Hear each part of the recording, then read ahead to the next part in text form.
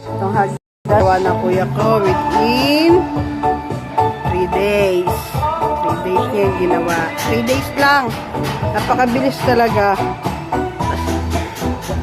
Yan. Ginawa niya yan. In 3 days. Tapos, ito yung pang 4 days niya. Yan. 4 days ang kuya ko yan. May bones pa yan na terrace. Yan.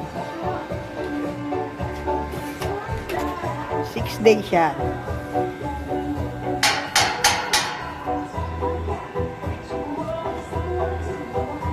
Pakita mo kay Tintin.